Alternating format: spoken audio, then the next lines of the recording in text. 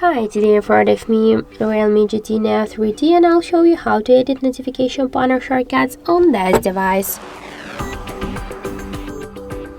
So first, let's open the settings application, the notification panel shortcuts.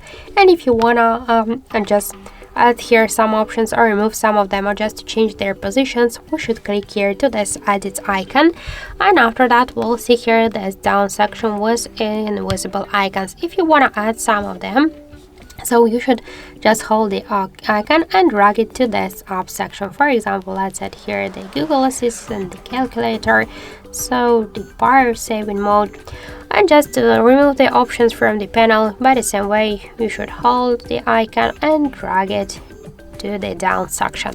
To change the positions here, we should hold it and just drag it. As you can see, it's so simple. Just to save the changes, click to go back, and that's it. So thank you for watching, and if you find this video helpful, don't forget to leave a like, comment, and to subscribe our channel.